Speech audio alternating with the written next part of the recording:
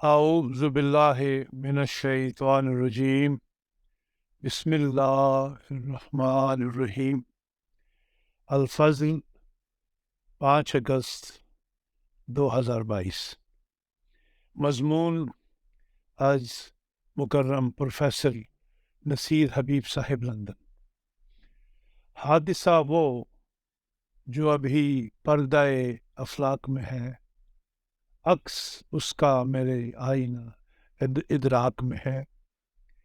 جب کمیونزم کی ہیبت سے کیا مذہبی اشرافیہ اور کیا دنیاوی ارباب بست و کشاد لرزہ بر اندام تھے، ایک وجود جس کے حصہ میں امام زمانہ کے فیض سے قرآنی علوم و معارف آئے تھے، اعلان کرتا ہے کہ یہ نظام 50 سال کے اندر نقش برآب ہو جائے گا اور اس کے سنبھالنے والے بھی نہ رہیں گے۔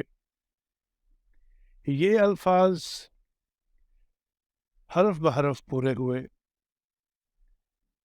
اور حضرت مسلم موعود رضی اللہ تعالی عنہ کے خیال کی تائید نہ صرف عالمی مورخ بلکہ واقعاتی شہادتیں بھی کر رہی ہیں۔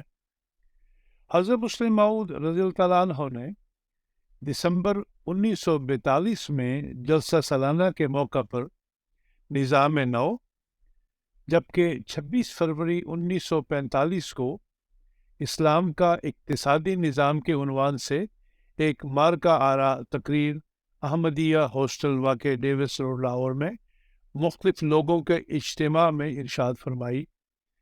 سامعین کی اکثریت اعلیٰ درجے کے تعلیم یافتہ طبقہ اور پنجاب یونیورسٹی کے پروفیسرز اور طلباء سے تعلق رکھتی تھی۔ طلباء نے ایک عالم شوق سے اس تقریر کو سنا۔ اس سے پہلے کہ ہم ان تاثرات کا جائزہ لیں جو اس تقریر نے اس تعلیم یافتہ اور پڑھے لکھے طبقہ پر چھوڑے، ہم یہ ضروری سمجھتے ہیں کہ اس تناظر کا جائزہ لیں جس میں یہ مارکہ آرا لیکچر کمیونزم کے مقابلے میں اسلامی تعلیمات کی خوبیوں کو اجاگر کرنے کے لیے ارشاد فرمایا گیا۔ پس منظر 1095 میں یورپ کے عیسائیوں نے پوپ اربن کی تحریک پر صلیبی جنگوں کا آغاز کیا۔ مسلم دنیا میں اس کے خلاف جو رد عمل پیدا ہوا، اس کے نتیجہ میں بالآخر 1453 میں قسطنطنیہ کی فتح پر منتج ہوا، جس سے یورپ اور ایشیا کا زمینی راستہ منقطع ہو گیا۔ چنانچہ جب یورپ نے دیکھا کہ وہ خشکی پر عثمانیوں کا مقابلہ نہیں کر سکتے تو سمندر میں اتر گئے اور 1488 سے 1530 کے درمیان کولمبس امریکہ اور واسکو ڈے گاما انڈیا پہنچ گیا۔ سمندری راستے کی اس دریافت کے نتیجے میں دنیا کا تجارتی مرکز جو پہلے وسط ایشیا میں تھا اب لندن بن گیا۔ چنانچہ 1442 سے 1700 تک دنیا کی دولت لندن پہنچنا شروع ہو گئی۔ یہاں سرمایہ داری نظام کی بنیاد پڑی، صنعتی ترقی کا آغاز ہوا۔ 1700 سے 1780 تک گلڈز کے مالکان نے بڑی بڑی عمارتیں بنا کر مزدوروں کو اکٹھا کر کے مشینوں پر کام کروانا شروع کیا۔ از Karl Marx, Das Kapital, Urdu ترجمہ محمد تقی۔ اس دور میں آدم سمتھ جیسے معیشت دان سامنے آئے جن کے خیال میں معاشی معاملات فطری قوانین کے تحت چلتے ہیں، لہذا حکومتوں کو معاشی معاملات میں مداخلت نہیں کرنی چاہیے۔ داس کیپٹل، اردو ترجمہ سید محمد تقی صاحب۔ اس کے نتیجہ میں مزدوروں کا استحصال شروع ہو گیا۔ ان کی محنت کا پورا معاوضہ انہیں نہیں دیا جاتا تھا، لیکن سرمایہ دار معیشت دانوں کی رہنمائی میں یہ سمجھتے تھے کہ سرمایہ کا اجتماع معاشی ترقی کا باعث بنتا ہے، لہٰذا مزدور کو صرف گزارے کے مطابق ہی مزدوری ملنی چاہیے تاکہ سرمایہ جمع کیا جا سکے۔ حقیقت پسندی کا تقاضا تو یہ تھا کہ مزدوروں کو بھی سائنس اور صنعت کی برکات میں برابر کا شریک کر لیا جاتا، لیکن صنعت کاروں کی حوث زر مانے ہوئی اور مزدوروں کا استحصال جاری رہا۔ از علی عباس جلال پوری خرد نامہ جہلم پاکستان صفحہ نمبر 34۔ اس تناظر میں ایسے مفکر سامنے آئے جنہوں نے ذاتی املاک کو تمام برائیوں کی جڑ قرار دیا۔ چنانچہ موریلی لکھتا ہے کہ شخصی املاک کو صرف ان اشیاء تک محدود کر دیا جائے جو کسی فرد کی ذاتی ضروریات ہوں، اور ہر قسم کی پیداوار کو ذخیرہ کر کے اسے شہریوں میں ان کی ضروریات کے مطابق بانٹ دیا جائے، اور ہر صحت مند شخص سے کام لیا جائے۔ اسی تناظر میں کارل مارکس جیسا مفکر پیدا ہوا جس نے یہ نظریہ پیش کیا کہ سرمایہ دار جو دولت اکٹھی کرتا ہے وہ مزدوروں کی محنت ہے اور قدر زائد ہے، اور سرمایہ دار مزدور کی کشید کی گئی محنت کو استحصال کے ذریعے اکٹھی کرتا ہے۔ کارل مارکس نے 1867 میں اپنی مشہور کتاب داس کیپٹل لکھی، جس میں ان نظریات کو ایک مربوط شکل میں پیش کیا۔ داس کیپٹل، ترجمہ سید محمد تقی۔ داس کیپٹل نے گہرے اثرات چھوڑے، چنانچہ یورپ میں بعض ممالک میں مزدوروں کے حق میں تحریکات چلی، ان کو بہتر حقوق ملے، لیکن جو ملک اصلاح کرنے پر تیار نہیں تھے وہاں پر پرتشدد تحریکات چلی۔ چنانچہ 1917 میں روس میں انقلاب آیا اور کمیونسٹ حکومت قائم ہوئی جو ایک سپر پاور کے طور پر دنیا کے نقشے پر ابھری۔ چنانچہ کمیونسٹ دنیا بھر میں مقبول ہو گئی اور نوجوانوں کا آئیڈیل بن گئی۔ ہندوستان جو اس وقت برطانیہ کے ماتحت تھا، اس تحریک سے متاثر ہوئے بغیر نہ رہ سکا۔ کانگریس کے بڑے بڑے لیڈر جن میں جواہر لال نہرو بھی شامل تھے، کمیونسٹ تحریک سے متاثر تھے اور اسے آئیڈیل سمجھتے تھے۔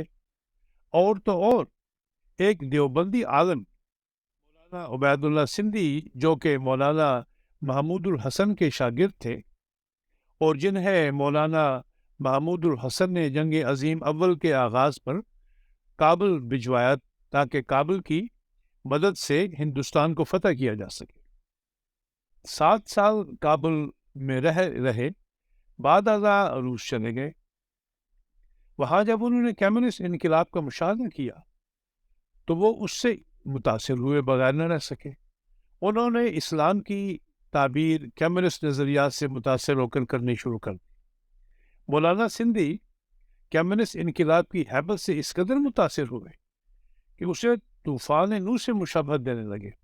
مولانا نے فرمایا کہ میں ایک عالمگیر انقلاب کے سیلاب کو اپنی آنکھوں سے اٹھتا دیکھ آیا ہوں۔ یہ سیلاب سب کو خس و خاشاک کی طرح بہا کے لے جائے گا۔ دنیا ایک نئے طوفان نو سے دوچار ہوا چاہتی ہے۔ از پروفیسر محمد سرور، خطبات مولانا عبید اللہ سندھی، سندھ ساگر اکیڈمی۔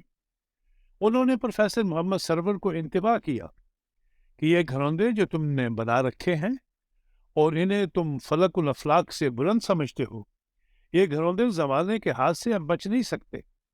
تمہارا تمدن، تمہارا سماج، تمہارے افکار، تمہاری سیاست اور تمہاری معاشرت سب کھوکھلی ہو چکی ہے۔ بدلو ورنہ زمانہ تمہارا نشان تک بھی نہ چھوڑے گا۔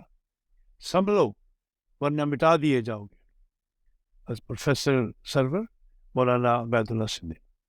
اب مولانا سندھی کے نزدیک راہ نجات یہی تھی کہ مذہبی نظریات کو کمیونسٹ نظریات سے ہم آہنگ کر دیا جائے۔ چنانچہ وہ اعلان کرتے ہیں، میرا خیال ہے کہ ہمارے ملک کے ہندو، مسلمان اور سکھ جماعتوں میں ایسے عالموں کی کمی نہیں کہ وہ اپنی مذہبی روایات کے ساتھ ساتھ یورپ کے اقتصادی نظریات کو تطبیق دے لیں۔ اس سے وہ اپنے عوام کو جلد بیدار کر سکیں گے۔ پروفیسر محمد سرور مولانا عبید اللہ سندھی، سندھ ساگر اکیڈمی، لاہور، 1945، صفحہ نمبر 371۔ یہ تو مذہبی طبقے کا حال تھا جن پر کمیونزم کی ہیبت طاری تھی، اور دوسری طرف مسلمانوں کا وہ طبقہ جو جدید تعلیم سے آراستہ تھا، اس کی حالت فیض احمد فیض کے اس بیان سے ظاہر ہوتی۔ سن 34 میں ہم لوگ کالج سے فارغ ہوئے اور 35 میں میں نے ایم اے او کالج امرتسر میں ملازمت کر لی۔ یہاں سے میری اور میرے بہت سے ہم اثر لکھنے والوں کی ذہنی اور جذباتی زندگی کا نیا دور شروع ہوتا ہے۔ پھر ترقی پسند تحریک کی داغ بیل پڑی، مزدور تحریکوں کا سلسلہ شروع ہوا اور یوں لگا کہ جیسے گلشن میں ایک نہیں کئی دبستان کھل گئے ہیں۔ فیض احمد فیض، نصف ہائے وفا، صفحہ نمبر 305 اور 306۔ یہ وہ تناظر تھا جب ایک وجود جس کے حصے میں جدید یونیورسٹیوں کے ایوان نہیں بلکہ مسجد کا گوشہ آیا تھا، اعلائے کلمت الحق کے لیے کھڑا ہوا۔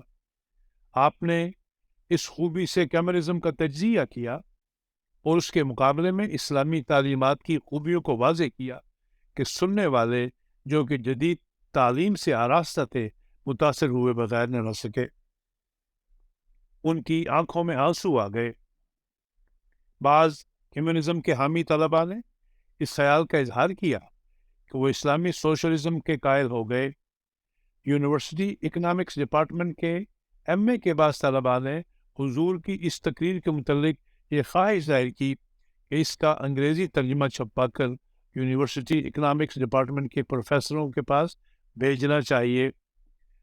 سیدنا حضرت مرزا بشیر الدین محمود احمد صاحب، اسلام کا اقتصادی نظام، صفحہ نمبر 200،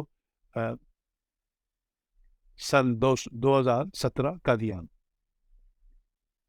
آپ نے اس تقریر میں اسلام کی جامع تعلیمات کو پیش کرتے ہوئے فرمایا، اسلام نے شروع میں ہی کہہ دیا تھا کہ جہاں اسلام فرد کی آزادی اور اس کی شخصی ترقی کے لیے جد و جہد کو جائز رکھتا ہے، وہاں وہ اس امر کی بھی اجازت نہیں دے سکتا کہ کچھ لوگ تو عیش و آرام کی زندگی بسر کریں اور کچھ لوگ تکالیف اور دکھ کی زندگی بسر کریں۔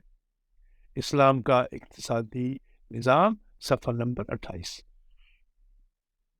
آپ مزید آیت ان اللہ یأمرکم ان تؤدوا الامانات الی اہلہا، سورہ نساء آیت نمبر 59 کے حوالے سے فرماتے ہیں کہ اسلام نے حکومت کو امانت قرار دیا ہے۔ فرمایا پس اسلام کسی نسلی بادشاہت کا قائل نہیں، بلکہ اسلام کے نزدیک حکومت انتخابی اصول پر قائم ہے اور مسلمانوں کا فرض ہے کہ وہ غور و فکر کے بعد اپنی قوم میں سے بہترین شخص کے سپرد حکومت امانت کیا کرے۔ صفحہ نمبر 9۔ قرآن کی اس تعلیم اور روح کی جھلک کے بعد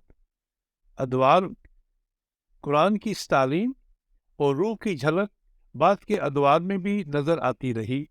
چنانچہ اسی سلسلہ میں حضرت مسلم موعود رضی اللہ تعالیٰ عنہ ایک مشہور عیسائی مورخ ابن کا حوالہ دیتے ہیں، جو اپنی مشہور کتاب میں الپ ارسلان کے بیٹے ملک شاہ کا واقعہ بیان کرتا ہے۔ جب اس شہزادے کے والد کا انتقال ہو گیا تو شہزادہ ابھی نوجوان تھا۔ اس کے مقابل پر ایک سگے بھائی نے بھی بادشاہت کا دعویٰ کر دیا اور خانہ جنگی شروع ہو گئی۔ نظام الدین طوسی جو ملک شاہ کے وزیر تھے، ملک شاہ کو امام موسیٰ رضا کی قبر پر دعا کے لیے لے گئے۔ دعا کے بعد ملک شاہ نے وزیر سے پوچھا کہ آپ نے کیا دعا کی؟ وزیر نے جواب دیا کہ خدا تعالیٰ آپ کو فتح بخشے۔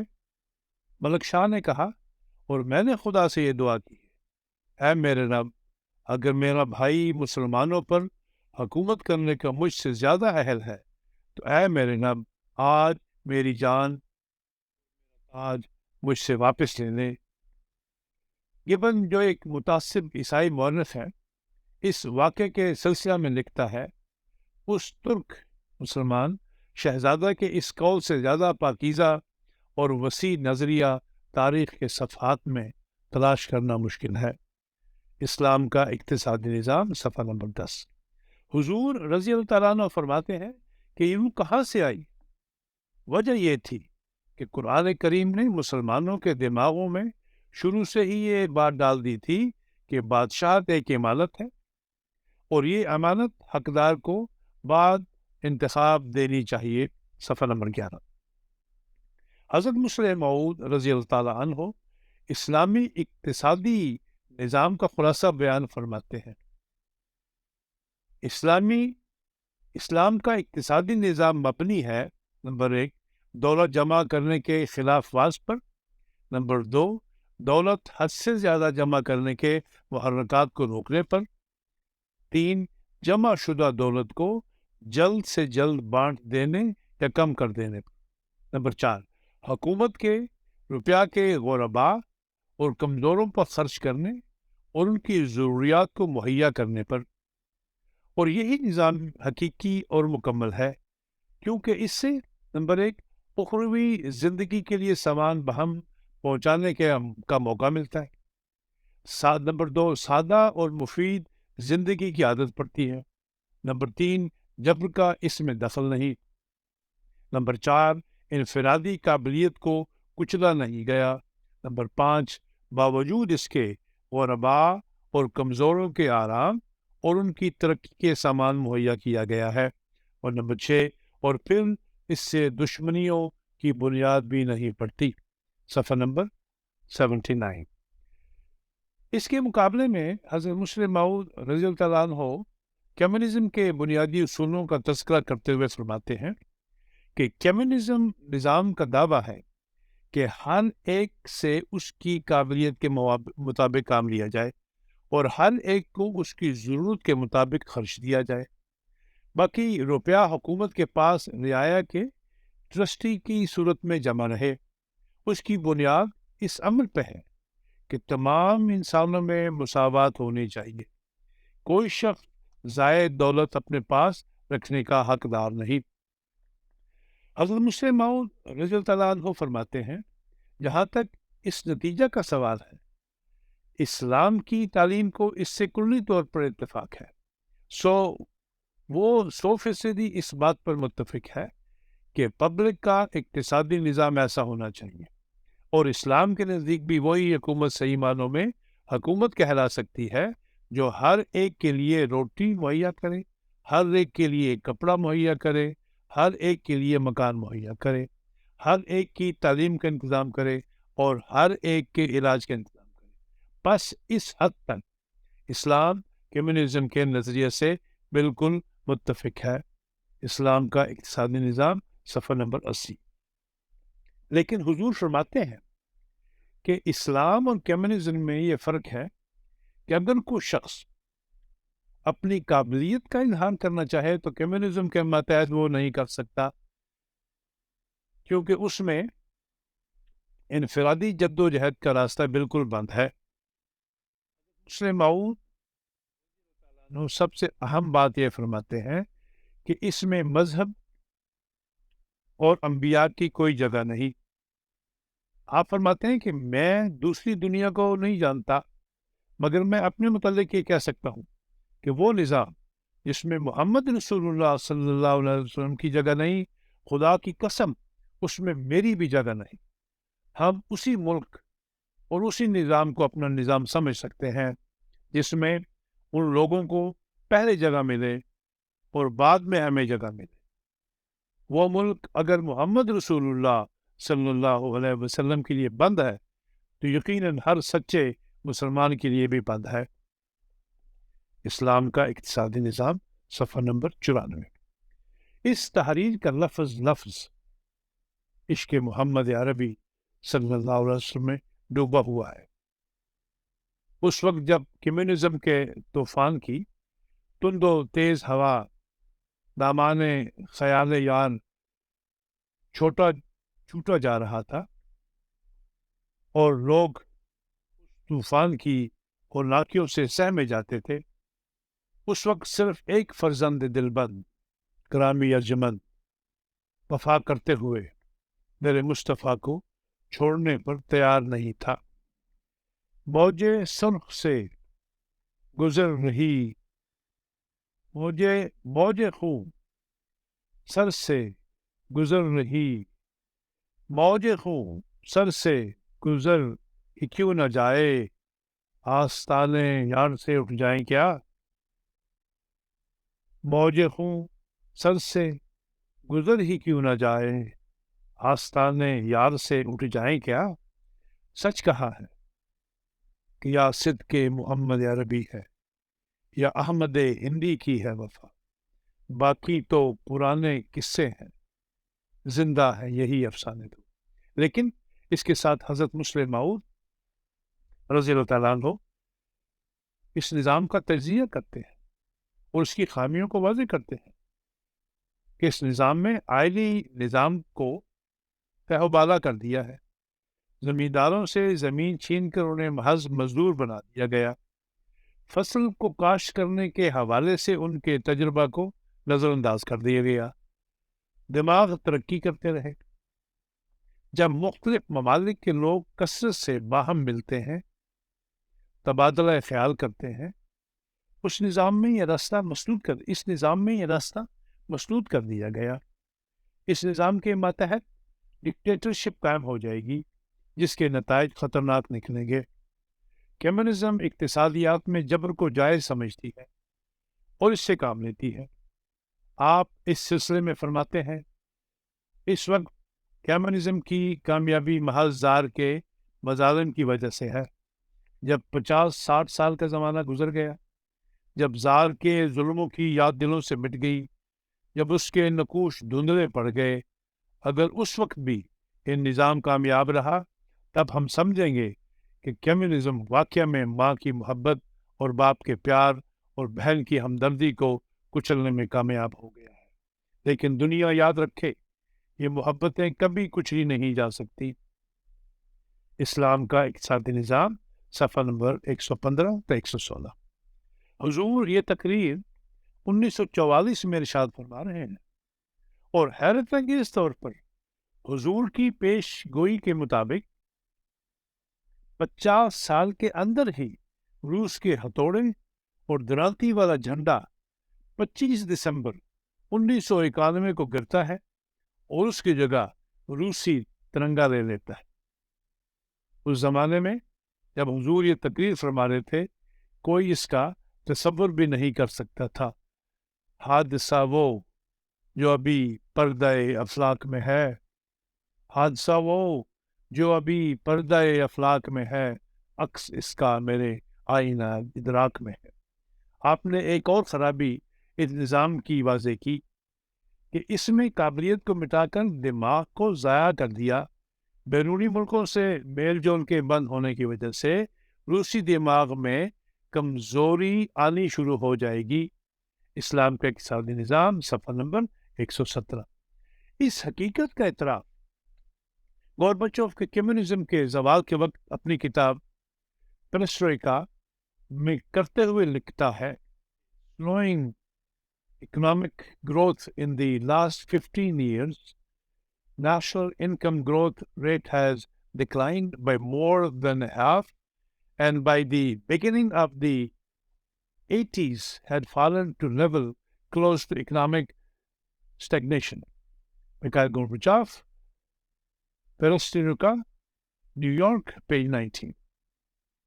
حضرت مسلم موعود رضی اللہ عنہ گہرائی میں جا کر اس نظام کا تجزیہ فرماتے ہیں کہ اس نظام میں روح کی درستی اور اخلاق کی اصلاح کے لیے کوئی سنجیدہ طریقہ کار نہیں ہے۔ فرمایا، تعجب ہے کہ کمیونسٹ نظام 6 گھنٹہ فیکٹریوں میں کام کر کے سینما اور ناچ گھروں میں جانے والے اور شراب میں مست رہنے والوں کو کام قرار دیتا ہے، وہ فوٹوگرافی اور میوزک کو کام قرار دیتا ہے، مگر وہ روح کی درستی اور اخلاق کی اصلاح کو کوئی کام قرار نہیں دیتا۔ اسلام کا اقتصادی نظام، صفحہ نمبر 93۔ جس خامی کی طرف حضور رضی اللہ تعالیٰ عنہ اشارہ فرماتے ہیں، اس کے روسی معاشرے کے اخلاق پر 50 سال کے اندر جو اثرات پڑے، اس کے بارے میں گورباچوف لکھتا ہے، Decay began in public morals. The great feeling of solidarity with each other that was forged during the heroic time of the revolution, the first 5 years plan, was weakening. Alcoholism, drug addiction and crime was growing. Mikhail Gorbachev, کا گویا Gorbachev جس کے دور میں communism کا زوال ہوا وہ اعتراف کر رہا ہے کہ اخلاقی سطح میں تنزل آیا ہے، شراب نوشی اور نشہ اور جرائم میں اضافہ ہوا ہے، اور اس کی بڑی وجہ وہ تھی جس کے بارے میں حضرت مسلم موعود رضی اللہ عنہ نے نشاندہی فرمائی تھی کہ اس نظام میں روح کی درستی اور اخلاقی اصلاح کا کوئی کام قرار نہیں دیا گیا چنانچہ کمیونزم کے نظام میں پائی جانے والی جن خامیوں کی طرف حضرت مسلم موعود رضی اللہ عنہ نے نشاندہی کی ہے اس کی تائید مشہور مورخ تعین بھی کرتا ہے۔ جب کبھی بھی لوگوں نے اپنے مذہب پر اعتقاد کھو دیا تو ان کی تہذیب سماجی تشت و افتراق کا شکار ہو گئی۔ از ٹوائنبرن چوز لائف پیج 288۔ اس تناظر میں جب کمیونزم کی حیبت سے کیا مذہبی اشرافیہ اور کیا دنیاوی ارباب بست و کشاد لرزہ براندام تھے، ایک وجود جس کے حصہ میں امام زمانہ کے فیض سے قرآنی علوم و معرفت اعلان کرتا ہے کہ یہ نظام 50 سال کے اندر نقش برآب ہو جائے گا اور اس کے سنبھالنے والے بھی نہ رہیں گے، اس زمانے میں کوئی اس کو تصور بھی نہیں کر سکتا تھا۔ یہ الفاظ حرف بحرف پورے ہوئے اور حضرت مسلم موعود رضی اللہ عنہ کے خیال کی تائید نہ صرف عالمی مورخ بلکہ واقعاتی شہادتیں بھی کر رہی ہیں۔ گویا وہ پیش گوئی حرف بحرف پوری ہوئی کہ وہ سخت ذہین و فہیم ہوگا اور علوم ظاہری و باطنی سے پر کیا جائے گا۔ از اشتہار 20 فروری 1886، مجموعہ اشتہارات جلد اول صفحہ نمبر 101، مطبوعہ لندن۔ صاف دل کو کثرت اعجاز کی حاجت نہیں، ایک نشاں کافی ہے گر دل میں خوف کردگار۔ اللہم صلی علی محمد بارک وسلم انک حمید مجید، وآخر دعوانا ان الحمد للہ رب العالمین۔